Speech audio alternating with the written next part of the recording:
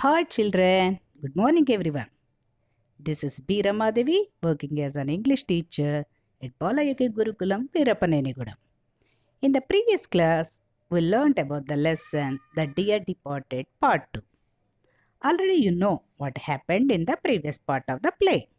Once again, let's recap. Let's have a look on the summary. Here, you can see the summary of the previous part. The door opens and grandfather Abel Merriweather comes in. They cannot believe their eyes. Abel comes forward to shake hands with his son-in-law, Ben Jordan. He retreats with Mrs. Jordan to a safe distance. Mrs. Slater pokes him with her hand to see if he is solid. Mr. Abel Merriweather asks Mrs. Slater about his new slippers. Mrs. Slater snatches the slippers from her husband and gives them to her father. Victoria runs to Abel and sits at his feet. Here is in-law. Here you can see a picture. Here Abel Merriweather sits in the armchair and Victoria sits at his feet. The daughters and sons-in-law are standing beside Abel Merriweather. Let us learn what will happen in the next part. Okay, I'll read the passage. Victoria runs across to Abel and sits on the floor at his feet. Victoria, oh, Grandpa, I'm so glad you're not dead. Mrs. Slater, in a vindictive whisper. Hold your tongue, Victoria. Abel says. What's that? Who has gone dead? Mrs. Slater, loudly. Victoria says she's sorry about your head. Abel, ah, thank you, Vicky, but I'm feeling better. Abel, why, Ben, you're in mourning? And Lizzie too, and Amelia, and Henry, and little Vicky, who has gone dead. It's someone in the family? He chuckles. Mrs. Slater, no one you know, father, a relation of Ben's. Abel, and what relation of Ben's? Mrs. Slater, his brother. Here, right? Here meanings are given at the right side of the slide and they are highlighted with red in the passages. First, let us know the meanings of the difficulty words. Vindictive whisper means talking about someone in a harsh or hasty manner. Head, it's a noun, and here head means headache. In mourning, adverb, black or dark clothes worn as a sign of grief or at somebody's death. Chuckle, laugh quietly. Now, let us understand about this passage. Here, Victoria says she is really happy or glad to see him alive. When she sees her grandfather, she becomes glad. And here, Victoria is an innocent and truthful girl. When Victoria says the word dead, Amelia tries to make it up by saying to Victoria to hold her tongue or to stop talking in a vindictive whisper. Here, vindictive whisper means talking about someone in a harsh or hasty manner. Abel gets confusion and asks what is going on and who has died. Here, Amelia tries to cover it up by telling as head instead of dead. Here, head means headache. Here, she tries to cover it up as as Victoria is not asking about dead. She is asking about his headache. Abel thanks to Victoria for her concern and says he's feeling better. Abel observes everyone is in mourning. Here, mourning means black or dark clothes worn as a sign of grief at somebody's death. He chuckles means laugh quietly and asks if someone in the family has died. Here, Amelia handles the situation smartly by telling that he is a relative of Ben and who is not familiar to Abel. Abel asks, what relation does Ben have with the dead person? Slater says that he is Ben's brother. Let us move on to continuation. Ben to Mrs. Slater. Damn it, I never had one. Abel, dear, dear. And what was his name, Ben? Ben, at a loss. Er, he crosses to front of table. Mrs. Slater, right side of table, prompting. Frederick. Mrs. Jordan. Left side of table, prompting Albert. Ben. Fred. Earl. Isaac. Abel. Isaac? And where did your brother Isaac die? Ben. In Australia. Abel. Rising. Well, I suppose you have only been waiting for me to begin tea. I'm feeling hungry, Mrs. Slater says, taking up the kettle. I'll make tea. Abel, come along now. Sit you down and let's be jolly. Abel sits at the head of the table, facing spectators. Here, damn it means it's an interjective word, an exclamation of displeasure or annoyance, at a loss. Idiom, puzzled, prompting, reminding the dialogues are words. Interjection word, used to express hesitation or uncertainty. Spectators, persons who are watching the event. Okay, let us know the meaning of these dialogues. When Abel asks such question, Ben reacts to Amelia to stop and says that he has no brother. Here Ben gets frustration when Amelia says that he is the relative of him. Here damn it means expressing anger or frustration. Abel thinks that Ben is in shock due to his brother's death. And so he speaks like to Amelia. He asks what his brother's name. Ben is at a loss. Here at a loss means puzzled or uncertain what to do and what to think, what to say. Here Ben doesn't know what to do in that situation and what to say in that situation. He is hesitant and crosses and walks up to front of the table. He says, means it is an interjection word used to express hesitation or uncertainty. And Mrs. Slater standing at the right side of table and suggests and prompt the name Frederick. And Elizabeth standing at the left side of the table suggests and prompt Albert. Ben says that his brother's name is Fred or Isaac. The name Isaac is already in his mind, so he joins house of both the name suggested by Amelia and Mrs. Slater in order to appear genuine. Isaac? Abel wonders to hear the name Isaac and he doubts him and asks where his brother lives. Ben says in Australia. Here also Ben doesn't expect that Abel asks such question. So again he is hesitant and says that his brother is in Australia. Later, Abel stops conversation and asks whether they are waiting for him to begin tea. He says he is hungry. Amelia offers tea to everyone. Abel asks them to sit and have tea. Here you can see a picture. You can see Abel sits at the head of the table facing spectators. Here spectators means persons who are watching the event. Victoria sits beside him. Henry and Amelia sit at the left of Abel. Ben and Elizabeth are opposite to Abel. Amelia is offering tea. Shall we move on to the next one?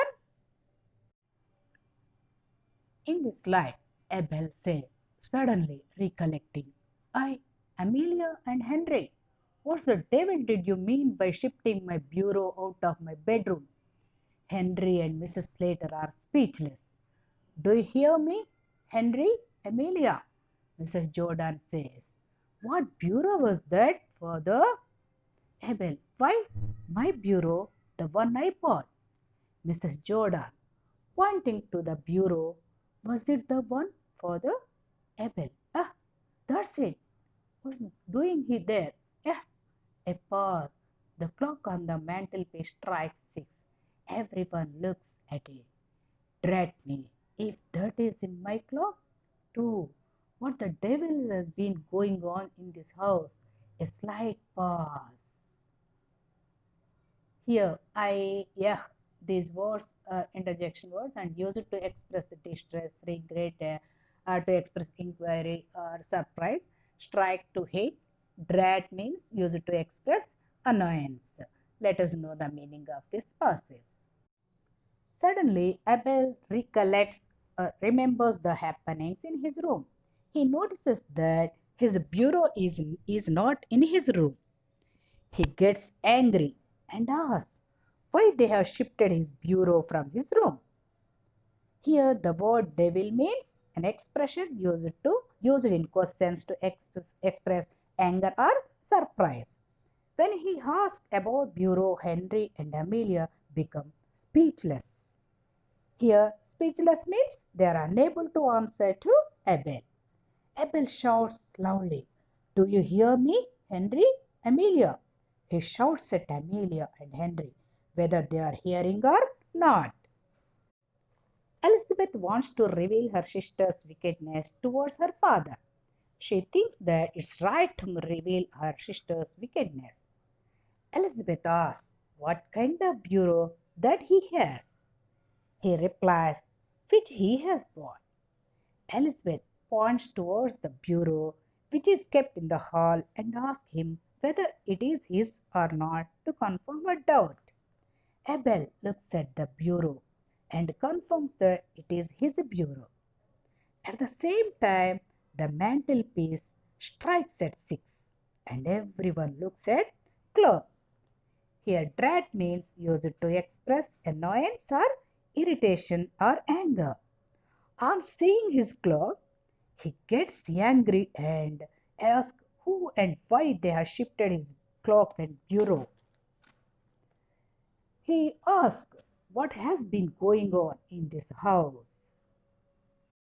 Children, have you understood what happened in the previous one?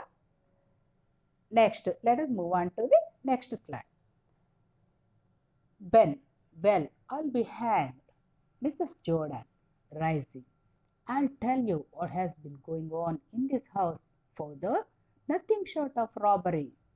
Mrs. Slater, be quiet, Elizabeth. Mrs. Jordan, I'll not be quiet. Oh, I call it double-faced. Henry, now, Elizabeth, Mrs. Jordan, and you too. Are you a such poor creature that you must do every dirty thing she tells you? Abel, rising, thumping the table. Damn it! Oh, damn it all! Will someone tell me what's been going on? Mrs. Jordan, yes, I will. I'll not see you rob. Abel, who's been robbing me? Here, meanings. Nothing short of means it's an idiom. As bad as equal to, as same as something bad. Double faced. It's an adjective word. Hypocritical, deceitful, or being dishonest. Poor creature. Someone who deserves pity, waste fellow, foolish person. Thumping, hitting hard. Damn it. It's an interjection word, an exclamation of displeasure or annoyance. Okay, let us know the meaning of this passage. Ben fears that he will be hanged if Abel comes to know about truth. Here, hanged means being suspended by a rope round the neck until dead. Mrs. Jordan rises and tells that what has been going on in the house and says that it is as same as equal as robbery. Sort of, it's an idiom means as bad as same as something bad. When Elizabeth is going to say what has been happening in the house, Amelia wants her to be silent. But Elizabeth rises and says that she won't be silent or calm and tries to blame Amelia for being double-faced. Here, double-faced means tending to say one thing and do another, or deceitful or misleading others, or being dishonest or hypocritical.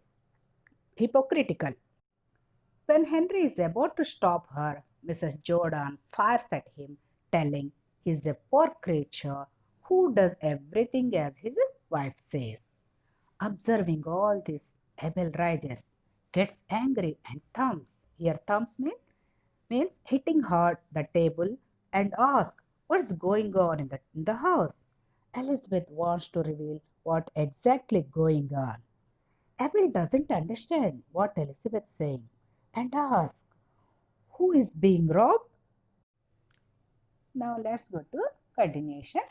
Mrs. Jordan, Amelia and Henry, they have stolen your clock and bureau. Waking herself up, they sneaked into your room like thieves in the night and stole them after you were dead. Henry and Mrs. Slater, hush, quiet, Elizabeth. Mrs. Slater, Jordan, I'll not be stopped. After you were dead, I say, Abel, after who was dead? Mrs. Jordan, you, Abel, but I'm not dead. Mrs. Jordan, no, but they thought you were. A pause. Abel gazes around at them. Abel, oh ho, so that's why you are all in black today. You thought I was dead. He chuckles. That was a big mistake. He sits and resumes his tea. Mrs. Slater, sobbing. Father, here meaning sneak. Go secretly, trying to avoid being seen. Hush, be quiet, stop talking. Gaze, look fixedly. In black, in darker black clothes as a sign of mourning. Resume, continue. Sobbing means cry noisily, taking sudden, sharp breaths. Let us know the meaning of this passage. In these sentences, Elizabeth accuses Amelia and Henry for stealing father's bureau and mantelpiece, and continues that they have sneaked into Abel's room and robbed clock and mantelpiece after they thought that he was dead. Here, sneaked means go secretly, trying to avoid being seen. Amelia asks Elizabeth to be quiet, hush, but she refuses and tells the truth that Abel is dead. But Abel surprises and says that he is not dead. Then Elizabeth tells that Henry and Amelia thought that he was dead. Then Abel looks at them fixedly. Then Abel realizes that why they are in mourning. He says that he is not dead. He sits and resumes his tea. Mrs. Slater starts sobbing, crying, and says sorry to her father. Children, I hope you understood what happened in the play till now. Let us go to summary. Victoria is glad that Abel is not dead. Abel asks them why they are in mourning. Mrs. Slater invents an excuse and tells that Ben's brother has died and they are going to his funeral.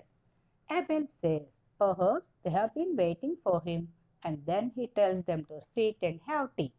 Then he asks Mrs. Slater and Henry about his bureau. Mrs. Jordan explains to him all what has happened. Elizabeth blames her sister for stealing, and the two sisters start quarreling. Their integrity is exposed. Children, this is the summary of the play, what we discussed so far. And now let us go to vocabulary. Today we are going to learn new topic, words often confused. What are words often confused? Uh, there are many words in English language that are easily confused. It's hard to deny the fact that the English language has a lot of commonly confused words. They either look alike, sound alike, and look and sound alike, but they have completely different meanings. There are many such type of words in English language. Here you can see Here you can see some examples. Read the following sentences and notice the underlined words. Mrs. Jordan said, except his gold watch, he promised that to our Jimmy. Except means excluding or apart from. The Slaters did not accept the proposal of the Jordan. Accept, allow. Here accept means allow. In the above sentences, the word accept and accept look and sound alike but have different meaning and spellings. There are many such words in English that look or sound alike but they have very different meaning. It's easy to get confused with these. Here are some examples. Alter, alter. Here first alter, TER means change, modify, amend. And second altar, a holy table in a temple or church. And second example is principal, principal. Principal means here chief person, major, main person of the head of the institution, head of the college, whatever. Principle. Here principle means law, rule or theory. And third one, gate, walk, step, pace, gate. Here next, gate is entrance, gateway. Fourth one, canvas, rough cloth. Here canvas means campaign.